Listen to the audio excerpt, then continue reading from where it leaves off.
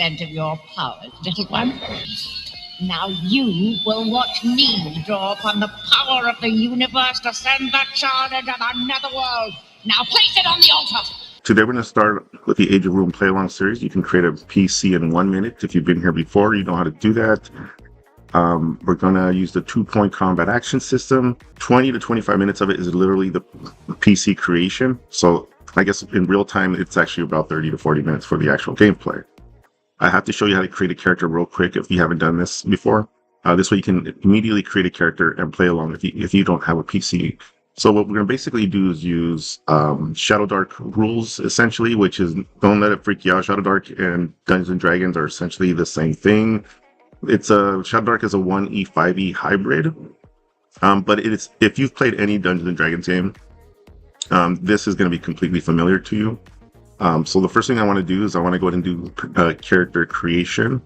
And so first thing you need to do is go to shadowdarklinks.net. Okay. Excuse me again.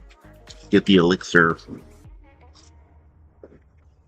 Apologies again if my voice gets a little weird.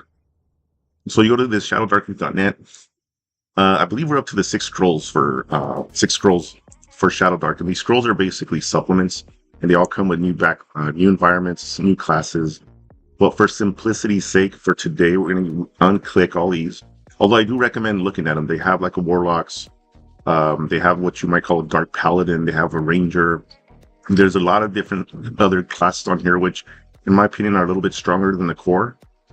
But you can definitely, except for maybe the magic user. Well, I guess the magic and the cleric are all pretty. Anyways, so let's go and unclick these. And so the fastest way you can do this, if you already played it and you don't have the character sheet on you, and you just want to get going, is you choose random one, hit best fix, and then you can just create random character. And as you can see down here, it create a goblin thief. Again, part of the core. You can see dexterity is the primary core attribute that's important for this. And if you were happy with this, that's the other thing. So today we're going to do an adventure.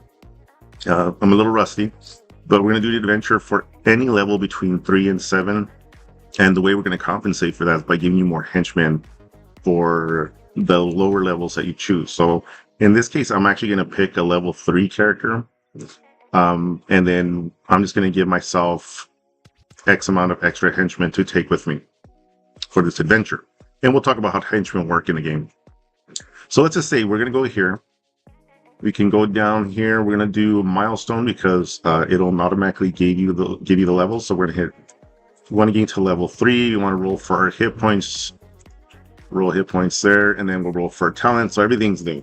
Now, if we were ready to go, this export PDF, if you click that, give it a second to generate. Well, we pulled it up over here, but let me pull it over here. Now you can see we have a character. That fast. What? Oh, we don't want to open on my 20 other PDFs. Okay, so we immediately have a character. If you're happy with this thief class, I actually recommend, well, you know, if you want to be a thief, but maybe fighter class might be more suitable, or one of the magic user classes.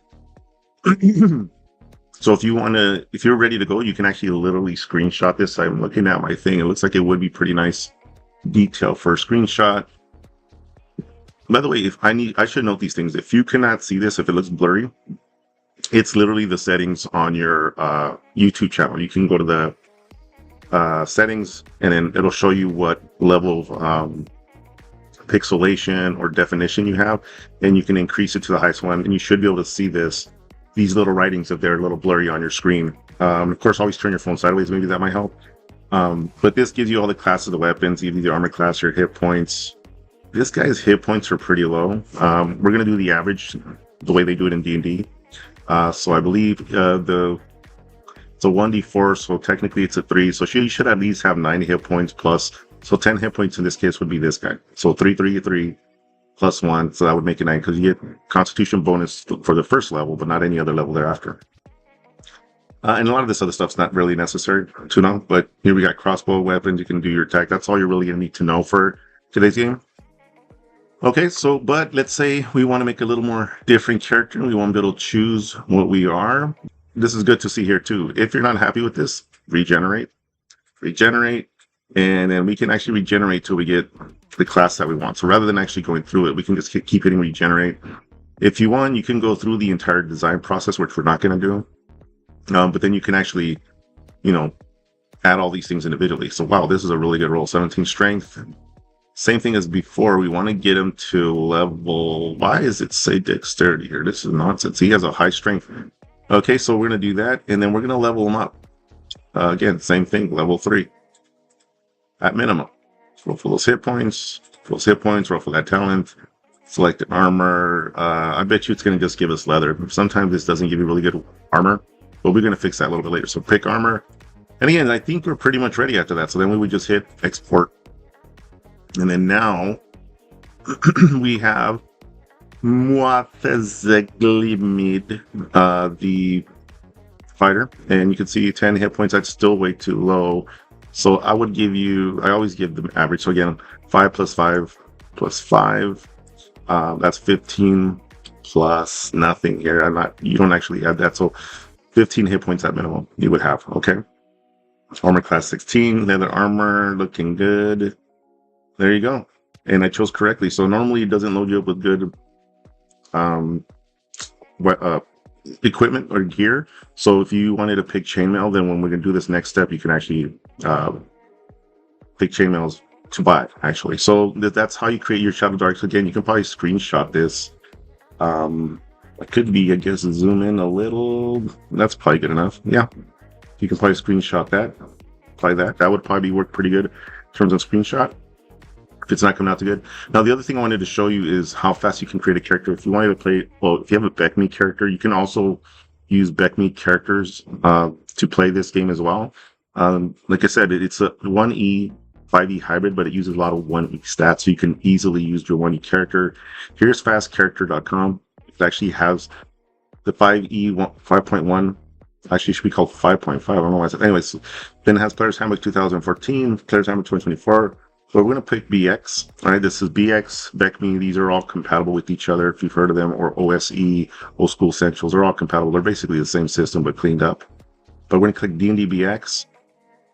All right, and then when we scroll down, I like choosing the elf because the elf is essentially kind of like an Eldritch Knight back in the day, because you can use these a fighter and a magic user.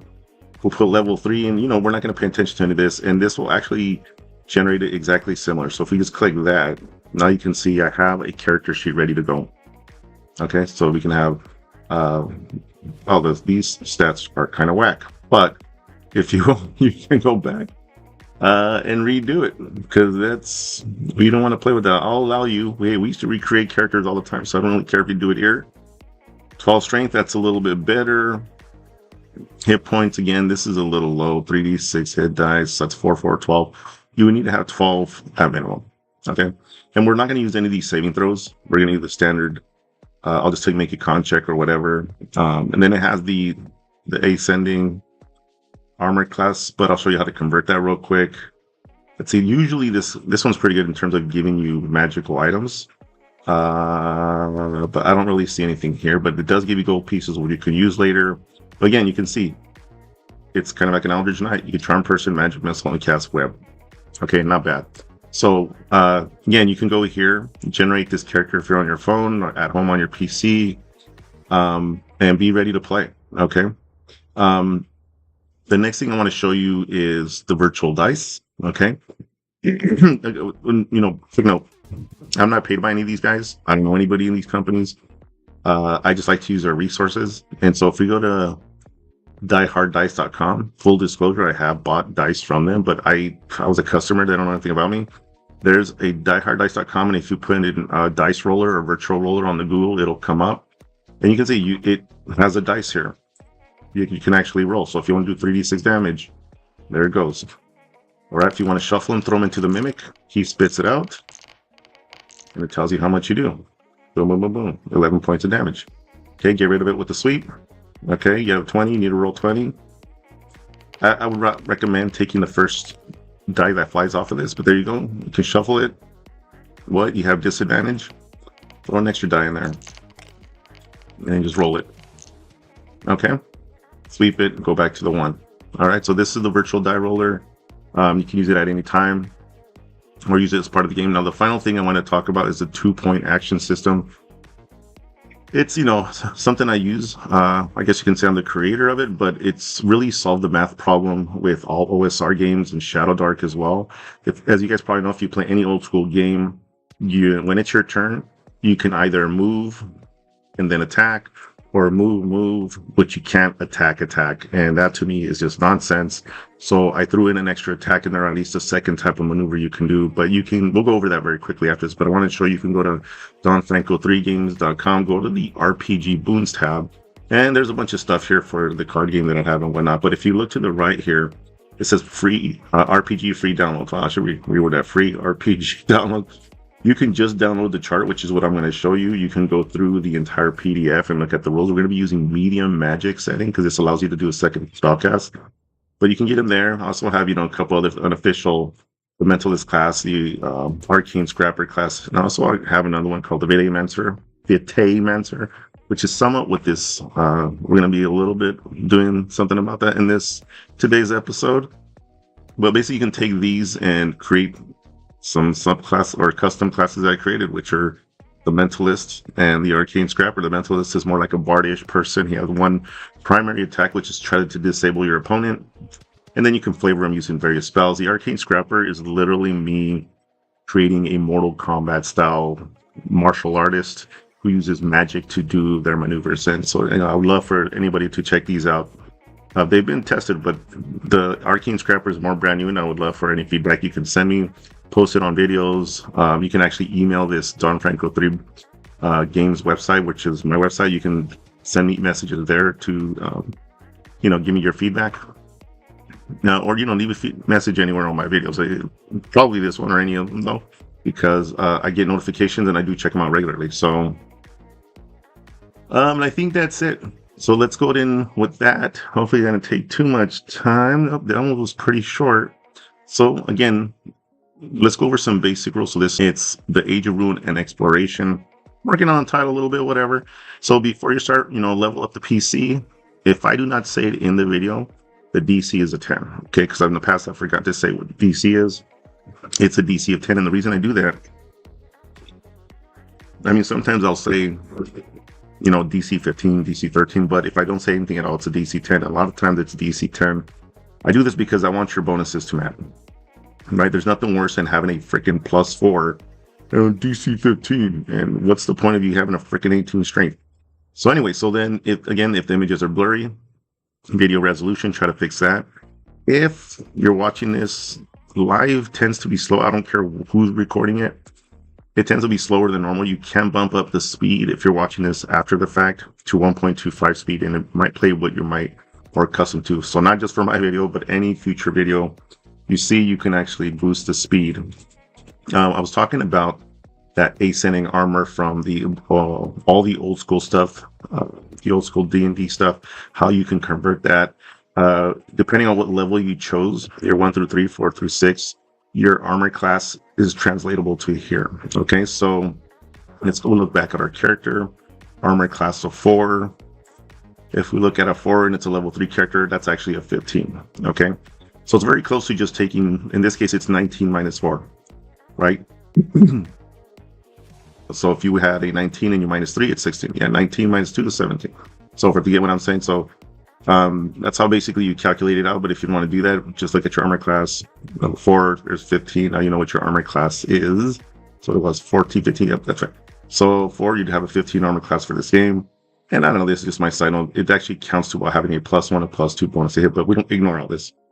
But what I do want to do is I want to use Shadowdark ability stats because that's just where they take it from 5e, making these numbers matter a little bit more. Let's not get into what I'm talking about, but if you know what I'm talking about in terms of what these numbers meant back in the day, it was really hard to get these bonuses. Excuse me again. The elixir so divine. So if you, whatever strength or stats you have, I would literally take my character sheet if you created a D&D BX character and add these bonuses, like mark these down next to it if you can. Or, screenshot this as well so you know what your bonuses are. And we're going to be using the 2-point action system, okay? It looks pretty good. Let's zoom in a little bit more though, okay? So the 2-point combat action system is very simple. I mentioned before, it's, the action economy with OSR games is pretty bad. You can only move, or move attack, or just attack. So if you don't have to move, you waste energy basically. So in this case, we allow a second type of attack. So here's your primary move is to move or melee or spellcast. That's a standard role like every other game. But your secondary maneuver, if it's going to be an attack or a move or a spellcast, these are the rules. So you can easily, like any other, at all times, you can always move up to your move again. If you do a second attack, it's a -3 penalty. That's equal to a difficulty class in Shadowdark, but it just means in roleplay sense, once you throw that first strike, the second strike, the opponent's a little bit more ready for it. And so therefore there, you lose the ability to attack better. And then the spellcast, tier 1, single targeting, non-incapacitating. Yes, this really limits the power of that second spell, but this is what balances the game.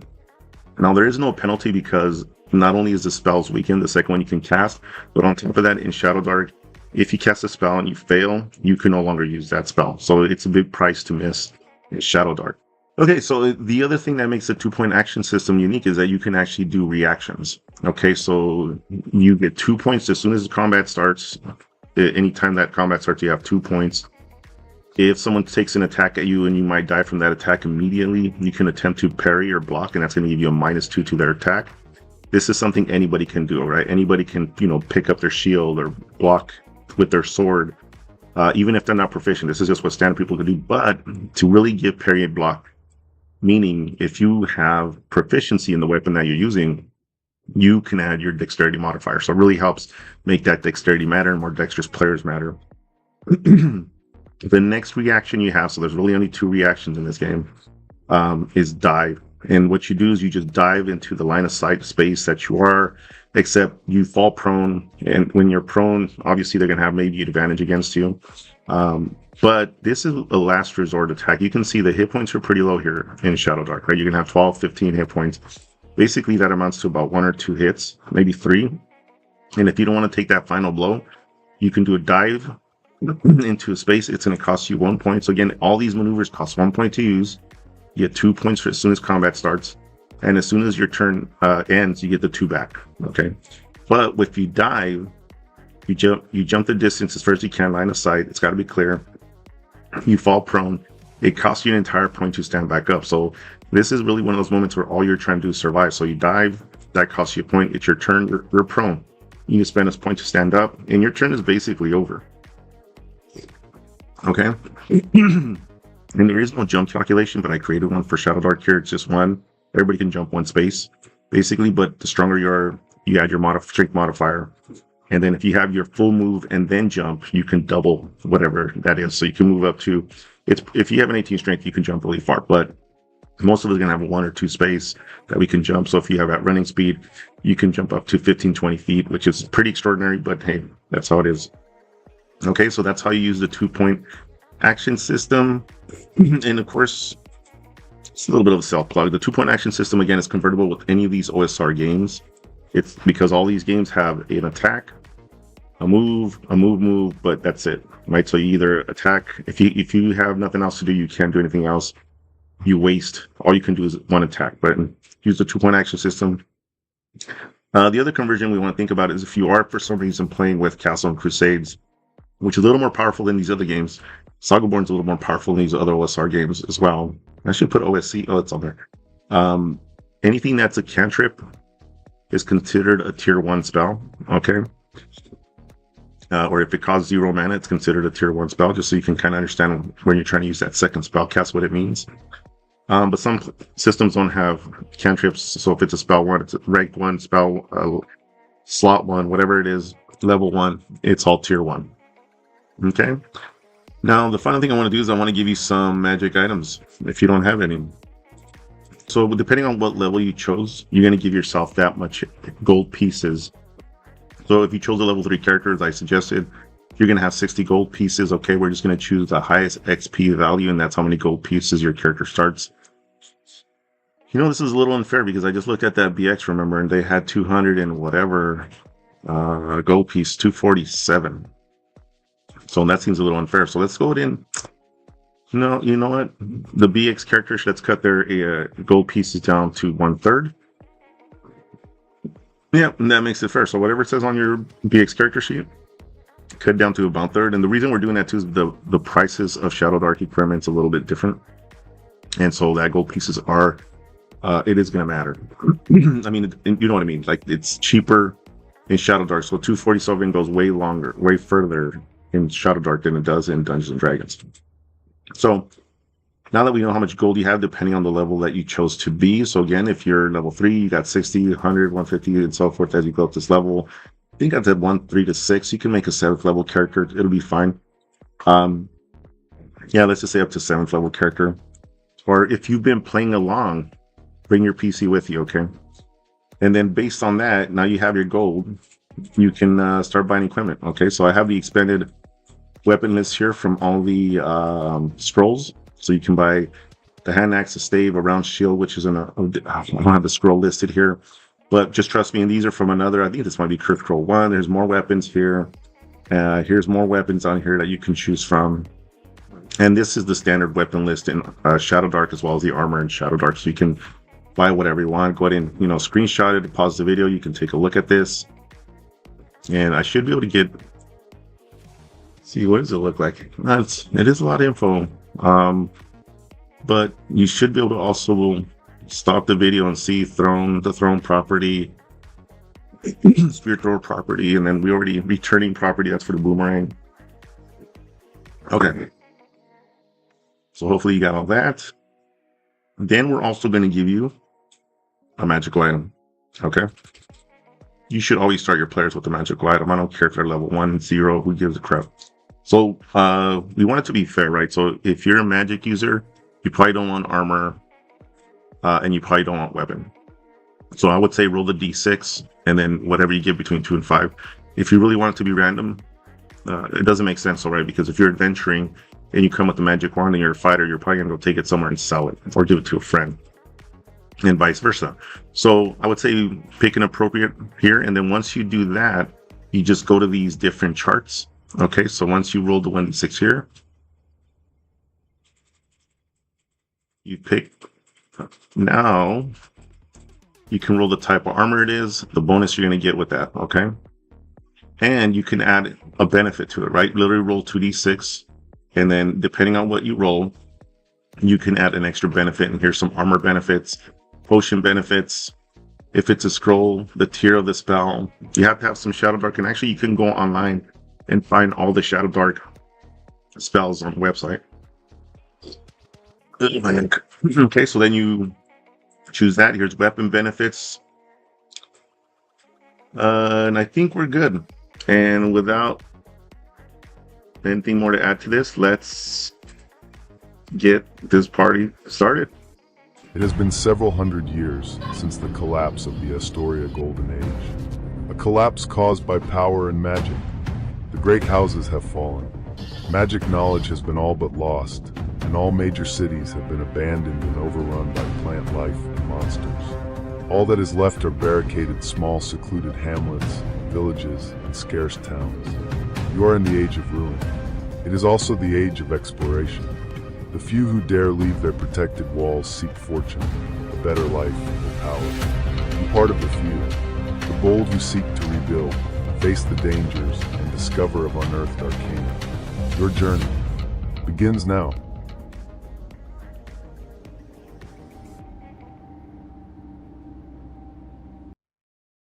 I hope your blood's pumping a little bit. Again, welcome to Astoria. It's been 700 years or so since the collapse of major civilization. You are what we call the World's End Hamlet. It's a small little village essentially, but it's a hamlet, smaller. I also have PDFs for the hamlet at our RPG Boons, Don Franco 3 Games, the tab. So you can go there to have some NPCs that you can use. And basically you're at World's End. This is where everything to the west from World's End is this bunch of small villages. And people, there's some hierarchies being formed, stuff like that. But people in general come to World's End to get away from it all. Or maybe they seek treasure, maybe they seek adventure, maybe they seek revenge, and they heard someone went out east. So there's a lot of villages to the left. All major cities have collapsed, okay? They just don't exist anymore. No great powers exist anymore. There's rumors these days of certain areas becoming more powerful. World's End being one of them. If you've been playing along, you know that World's End had gold found underneath the city.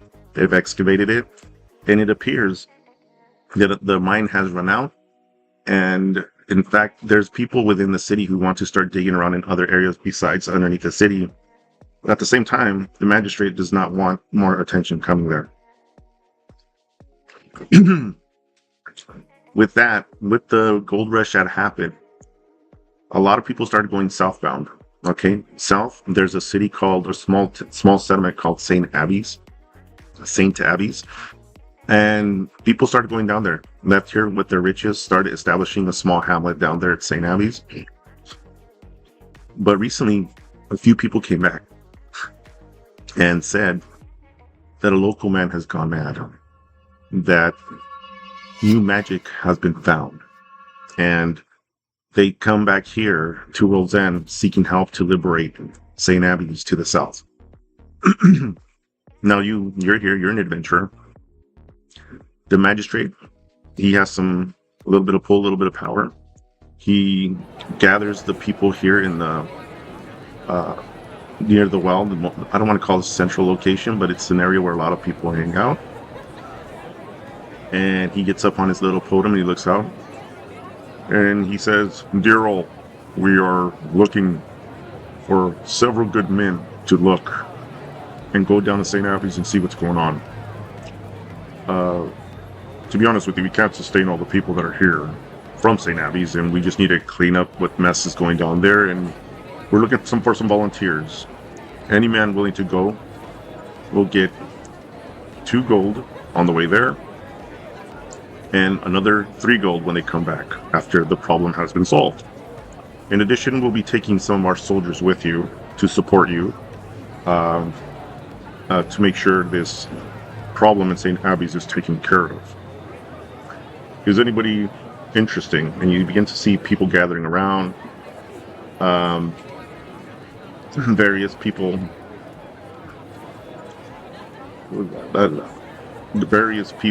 Oh, you monstrosity!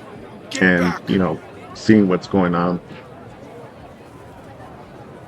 Let's see, I know, lagging a little here. Sure, it's fine and dandy And you now. But wait till Decide later. you want in on this. You want some gold. You want to strengthen yourself. You want to find ways for adventure you seek. And so a few of you start gathering together. I'll come. And a small mob of you starts forming here. And he goes, very well. I have enough to cover only so many people. So welcome. Now this is the one. I don't know what level character you made. Based on the character level you made, we're going to give you either henchman equal to 10 minus whatever level character you made. Okay? So if you made a 3rd level character, you have 7 henchmen. Does that make sense? If you have a 5th level character, you have 5 henchmen. If you made a 7th level character, you have 3 henchmen. Okay? In addition, because I like all your ability scores to matter, whatever your charisma is, I want you to make a charisma check. I want you to lean into the magistrate and say, "Sir, don't you think we need a few more men than just this?" And so I want you to make a charisma check, DC 10, like I said. Use your charisma roll, and if you succeed, I'm going to give you an additional 1d6 henchmen. Okay? So go ahead and make that roll, either on the die roller or the 20-sided dice you have in front of you. Maybe, like me, perhaps you have a d20 at all times. So either bring your d20 out and there it is, roll it, and see if you succeed. Once you've gathered your men, he makes the payment. There's whatever men you got with you, the 10 minus your level, those are his men, and then whatever 1d6 you rolled, those are the additional extra henchmen. But his soldier, or at least the people that he's bringing with you, are the original amount of henchmen you got. Excuse me. Elixir once more. Just getting over a cold, remember. Okay. So you proceed down the city. Let's go to St. Abbey's. What do we know about St. Abbey's? It's a small town just like World's End. It's an establishment. It's a little younger than World's End. And you proceed down the pathway. Let's go ahead and zoom in a little bit. Proceed down. Proceed down. Oh my god. Proceed down. And the city's been doing well. They set up a small farming community. They've been able to sell some crops. They've been doing well. They've been sending crops up north to World's End. But now all we know is that the disturbances happened, a man has gone mad, and maybe new magic has been found. Witnesses say it appears that an undead have risen. Others say no, that doesn't make any sense. Things are just coming to life. I don't know what's going on. These are the various rumors you're hearing. And now you're off to see what's actually happening at St. Abby's. As you continue down the road, it's about a 3 days march. And when you finally get there, you notice a white, it's not smoke, but a mist in the sky. It's really dense, getting closer and closer. The closer you get to where St. Abby's would be, the fog begins to mist, begins to settle in. You look around, it's broad daylight when you guys are arriving, but it's misty, foggy, and the closer you get to where St. Abby's would be, visibility is reduced. So what is it exactly that's going on? Continue to move, and it becomes so dense. You and the core group of soldiers stick together, huddled together. Huddled is a bad word. You guys are just close together, making your way towards... Oops. Where is this? There we go. Sorry about that little delay. You make your way towards St. Abby. And this is the white mist. The visibility is very poor. You can see this is about 20 feet out and another 20 feet of a lot less vision to see. And let's get a little closer. As you approach the town, you do hear an occasional chicken here, a goat here. Excuse me. You hear a neigh here, but you don't hear nothing else. You hear some birds chirping, but you can't really see anything. Now, the way henchmen are going to function in this game is that, one, you can have them make attacks. Whatever number of henchmen you have, you can go to this virtual die roller and throw whatever number of henchmen you want to use. I don't care how many. But, standard rule, for every fail of a hit you make, that henchman dies. Okay? So, make a flat attack roll. They have no bonuses. On a success, they do 3 damage to the creature.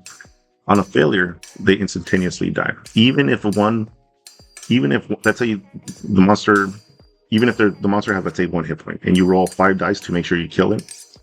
If you roll 4 failures and 1 success and you kill the monster, 4 henchmen die. Okay, that's just the rule. The monster gets lucky, they got in, they put some good hits, and your men die. The other thing you can do is when you roll to attack against yourself, or if you want to use the counter-strike rolls that I'm going to show you later on at the end, anytime you take a hit, you can let the henchman die instead. Doesn't matter what the damage is. It's a single hit. You have to let the henchman die. Okay? And so you continue down the road. And just to show, because, this is in vivo live, I don't want to railroad us. I set up this map, but we're going to make it a little random. I'm going to let the fate of the dice decide what happens to us. So we continue down the road. I know normally you might not go down the road, but it's also dangerous to get off the road.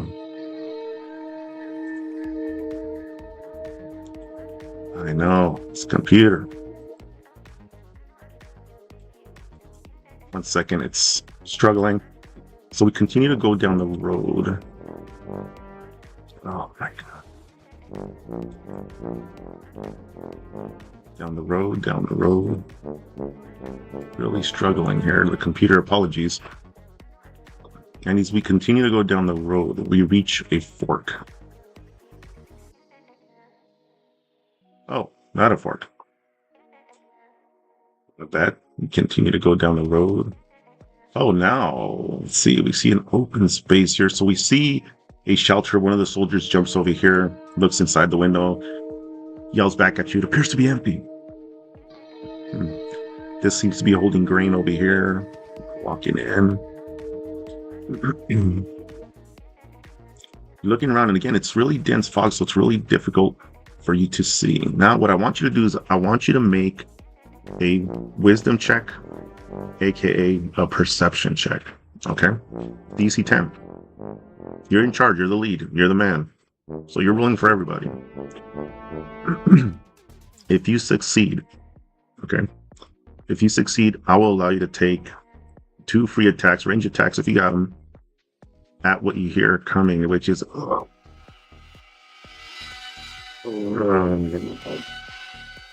and through the mist, you see what appears to be undead persons. 2 free attacks, if you perceived it correctly.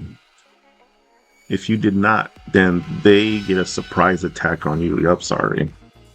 People are distracted, and all of a sudden they come through. Right, so get your either free 2 attacks. Remember, you have the 2-point action system. You have 2 points to start at the beginning of combat. You can use your reaction dive, reaction parry, but that means by the time it's your turn, you're going to have to have lost a point. And you only be able to do 1 attack or a move. In this case, the zombies are right up front to you, so you don't really have to move. So I want you to 3 zombies. I know, you're like, well, what are their stats? Yeah, I got you. Okay. They have 11 hit points each, right? These suckers are not weak. But you got 2 attacks. You can roll your henchmen and throw as many attacks as you want. So again, you get 2 free attacks, not with your henchmen, just you, because you're the lead if you perceive them in time. If not, they get surprise attacks on you, 1 each. They have +1 to their attack, and they do 1d6 damage. And if you happen to pull a cleric, which I kind of sort of told you to pick a fighter, sorry about that. If you pull a cleric, you can do turn undead. Still getting over that cold, peeps. Okay. So go ahead and roll the attacks. Remember, we're using the Counter-Strike rules. Flat rolls for your henchmen. 3 damage on each hit that you get. They only get the 1 attack. You get your 2 attacks if you're not using them, if you haven't used them prior to your turn. And on their turn, they get 1 attack each. Okay? So go ahead and pause the video and settle this combat. I'm going to let you do that, so go ahead and get pause. I'm going to eat the cookie.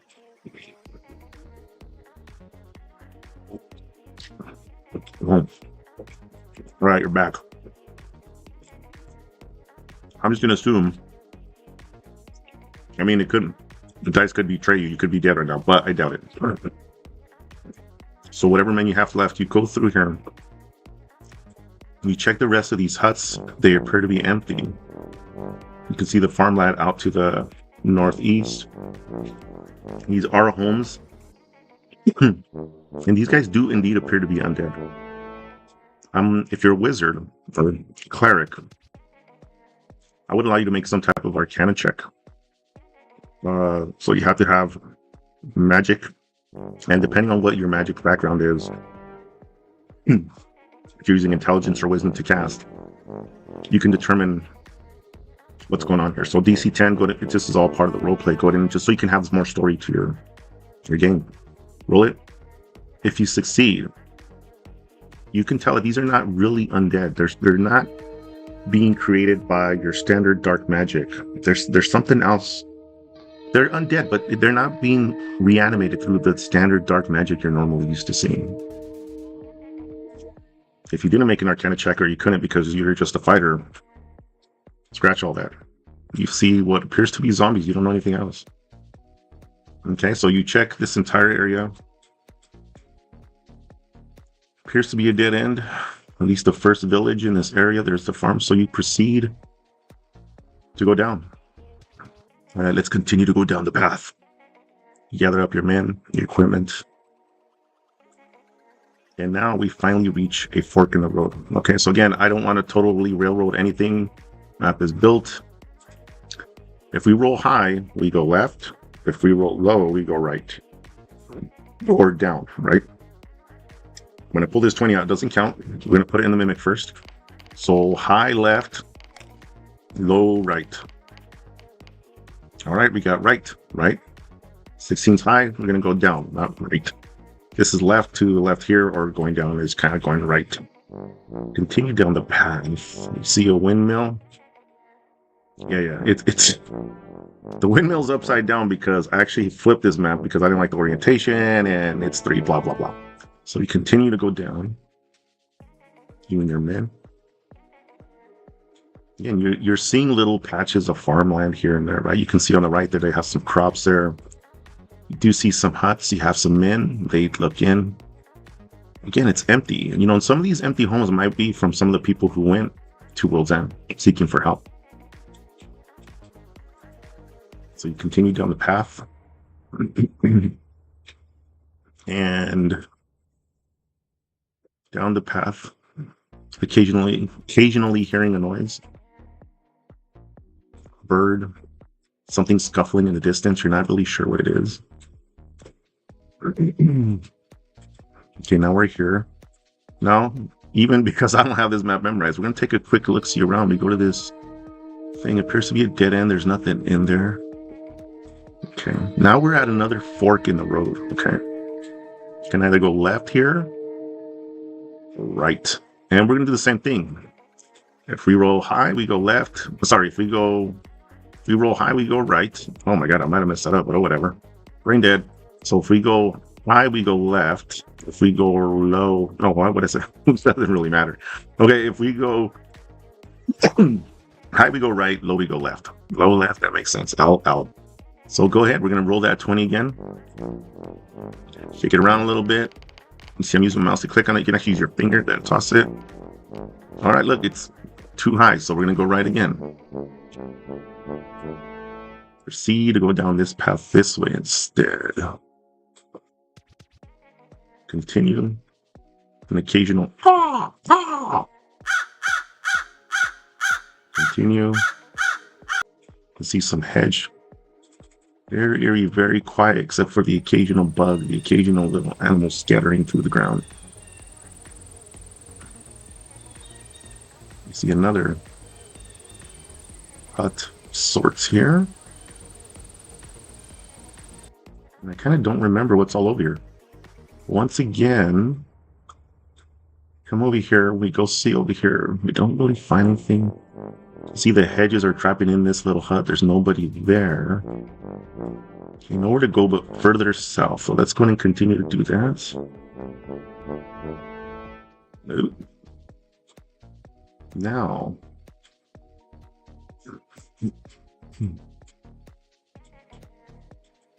I want you to make this one's double.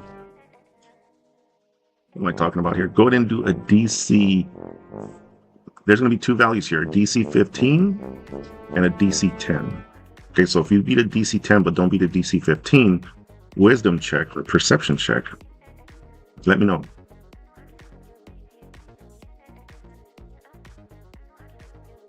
All right, so go ahead and roll that. If it's a DC 10, between 10 and 12, you see that you're in kind of what might be considered the town center. And you see what appears to be a gazebo.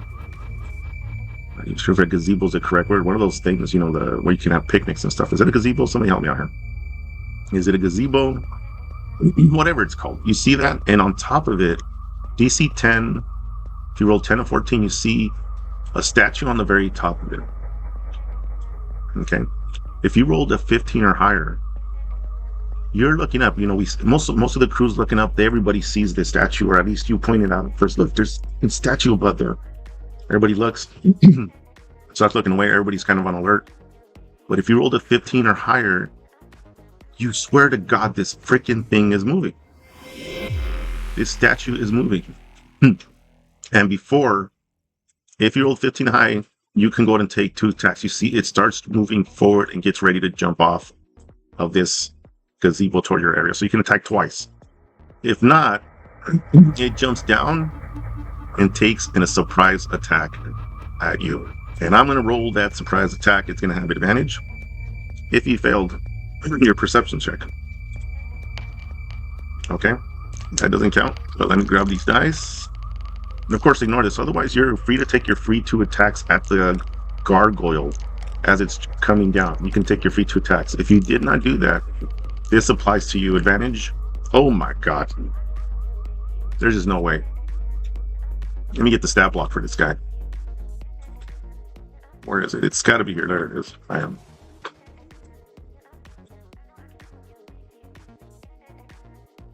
So now you can see the stat block.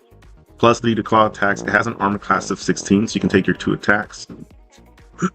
And very importantly, it can only be damaged by magical sources. Now, this is a little rough, right? So, if you chose a fighter, and when you got that magic weapon, or you did not choose a magic weapon, you got magic armor instead, this is going to be rough. Okay, so what we're going to do is, I don't want to completely, shaft you here. So what I'm going to do is I'm going to give the monster 3 attacks against you before it actually starts becoming injured. If you have no magic items, okay? If you have a magic item, do your 2 attacks, and by the way, your henchmen cannot damage this gargoyle. So it's really up to you. None of these henchmen have magic weapons. But because I don't want to completely shaft you, they're free 3 attacks from the gargoyle. And it gets 2 attacks, right? So the attack you see, it says attack 2, claw +3, that's how much bonus it has. And the claws do 1d6 damage. It's going to take 3 rounds of attacks at you, okay? And roll 2 attacks for each one. If you have no magic weapons, you basically, during those 3 rounds, are kind of weakening its stone structure, its stone skin, and then after that, I will allow you to start doing damage. Unless you have that magical weapon, immediately, if you had a +1 sword, whatever it is, you can do all the striking. You can do the 2 attacks for those 3 rounds. But after 3 rounds, I will allow you to start using your henchmen. All right? And again, every time this monster hits, either you take the hit or the one henchman dies. And I'm not going to kill your henchman by making you attack something they can't hurt for those first 3 rounds. Okay, so go ahead and start rolling that out. 20 hit points, 16 armor class, 2 attack claws on its turn, 2 claw attacks on its turn, 1d6 damage. Only gets hurt by magic until after starting 4th round. I'll let you start making attacks with your henchmen doing damage, or you if you have no magic item. Does that make all sense? I hope it all makes sense. So go ahead and pause the video and have that attack. And I'm gonna have myself another beautiful cookie.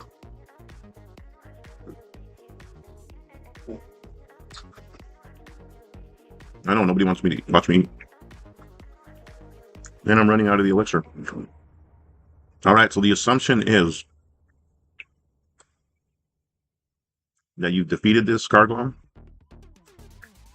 The fate of the dice sucks sometimes. You might not have any henchmen with you. You could have gotten up to 7 plus the 1d6 for your charisma roll if you succeeded.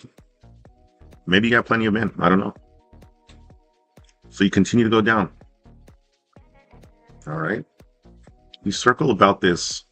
This gargoyle's dead. We'll put it up here. And you see a road going back up. And, I'm going to say, you know that you came up from that way. So you came from this way. So you suspect that this road going up goes back to the original road you were at. You circle about. You see some busted statues there. You see 1, 2 paths going down. Got here some more stone structures. And you came from there. So there really is only a path going up and 2 paths going down. Excuse me. Sorry about that. Okay. So we're not going to go up. Or should we make it an option? I'll tell you what. We're going to roll 1d6. No. Let's do a 1d10. A 1 to 2. You're going to go up to see what's going on over there. 3, 4, 5, 6. We're going to go left. 7, 8, 9, 10. We're going to go down. All right. So 1d10. 1, 2 up. 3 to 6 left. 7 to 10 downward. And the first pulling out doesn't count. I'm gonna put it in the mimic box. Not yet, baby. Not yet. There we go. 10. Okay, look. The dice gonna do what the dice gonna do. So here we go. We're gonna go down here. We rolled 10. That's the high. We're gonna just go down this way, not go left. Continue to head down this way. This path again. We see a home. We take a look inside. It looks abandoned. We do see actually in this house a dead body, but otherwise it's abandoned. Continue down the road. How are we doing? Shisa. We're getting to the grind here. And again, we see a fork left, fork right. So we're going to go ahead and roll the dice. We can roll the 10. We can do 1 through 5 goes left, 6 through 10 goes right. Shuffle, shuffle, shuffle, shuffle, shuffle, shuffle. Now we can go. All right, we're going to go left here. Continue to go down. And we see another split in the road. Okay. Now we have to decide again, do we want to go left or down? Left or down? Wait, did I go the right way? Let's go back here real quick. No, I did. And what did I roll? We're going to go down. We continue down this road. We're pushing up for about an hour, but it was 27 minutes of character creation. Interestingly enough, as we're pulling down this way, we do see horses. They're lashed onto this building here. They're alive. They seem well. And again, this house appears to be empty and abandoned. There's nobody in here. And these horses seem fine. So we continue to go down. Now we need to make a decision here. Do we want to go down or right? So again, 1 through 10. Sorry, 1 through 5 on the down. 6 through 10 going right. Oh, must be fate, actually. So we start going down this path to the right. And interestingly, we start, again, we see nothing here. But as we get closer, we start hearing a very weird sound. It's like a sobbing. Oh, like a sobbing, basically. And I want you, we hear sobbing. You don't need to make any type of check, but as we're getting closer and closer, we realize that it's a grown man. It sounds like a man is crying. Excuse me. And as we continue down this path, we see what appears to be a cemetery. Now I'll leave it up to you. You can try to stealth it in, because as we're pulling in, we can see a man crouched. Like, keep in mind that this is the maximum of our vision, so as we're pulling in, I know I could have put this on top.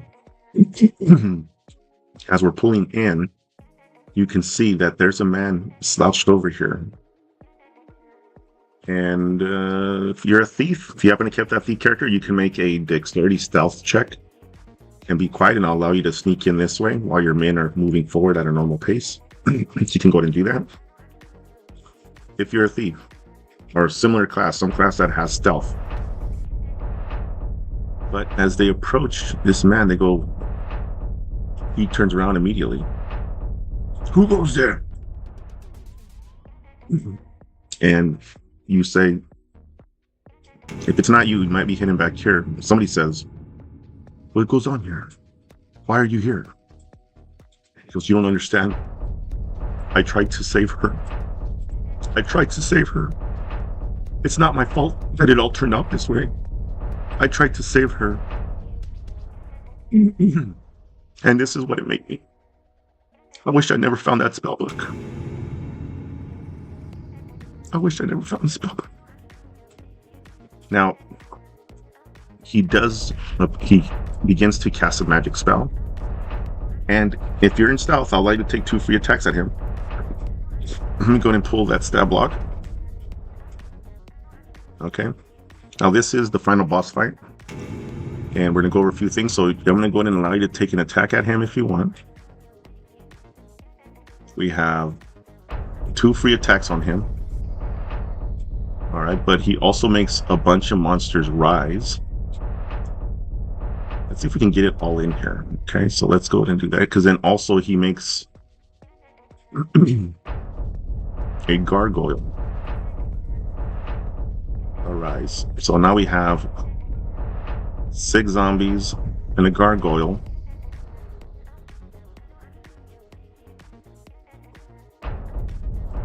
Let's zoom out a little bit.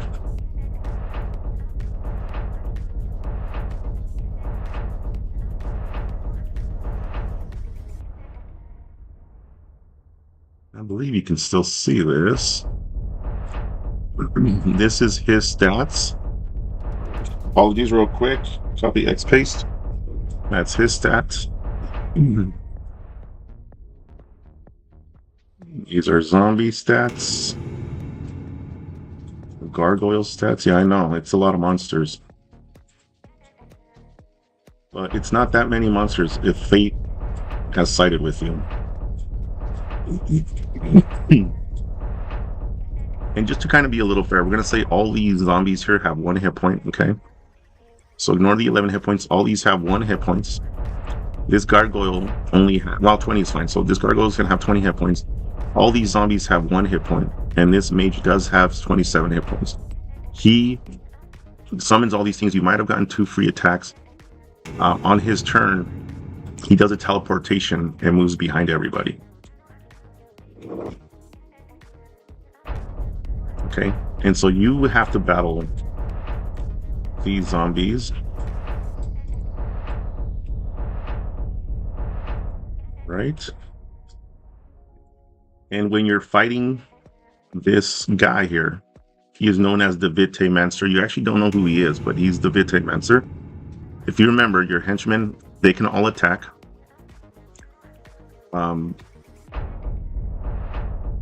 Flat rolls, 3 points of damage each. So every time these henchmen hit these zombies, they'll kill one of them. I actually recommend them going after her. You want less attacks coming at you, so have them attack these zombies. Maybe you can focus on the gargoyle, and meanwhile, the Vitaemancer on its turn will just take right now 1 attack. Okay, and if you want to use the counter-strike rules, basically you roll your d20, and based on what your armor class is, I have no idea what armor class you have, but if you have like an armor class of 15 or 14, you can see if you roll a 7 or 6 or less, then he's going to do, if you're in melee range, he's going to do 1d8 or 5 damage average with his Morningstar. If you're out of range, he's going to do his 2 bolt attacks. They do 2 points each, so if you get hit, you either take 2 points of damage 2 separate times, or 2 henchmen die. Or you can take 1 bolt and let your henchmen die, okay? So this is the counter-strike rules. You roll your dice. If you hit him, you hit him. You do the damage to the Vitaemancer. But if you roll 10 or less, this is the effect of his attack on you. Okay? So if you roll 4, he heals himself 7 hit points. If you roll 2 to 3, he does a spell called Agony. It does 2d8 damage or 9 damage to you. If you roll a natural 1 for some reason, there is a golem that he can summon right here, who enters the scene and crashes everything. Only if you roll a natural 1. Okay? So very quickly, here's all the monsters and the stats. It also has non-magical attacks, but again, we're gonna do the same rules for this gargoyle and this golem. The first 3 strikes on it, or he gets at least, this guy gets gonna get 3 slam attacks or 2 claw attacks for 3 rounds. It's kind of a lot. Let's do for 2 rounds, okay? For 2 rounds, they'll get any attacks against them won't work unless you have magic or unless you have a magical weapon. And I think that's it, guys. We're at 2. It's been about 40 minutes. This is the boss fight. And that's it, everybody. This is the Age of Ruins. I'm Don Franco 3. This is RPG Boons. We talk about everything RPG and how everything is RP.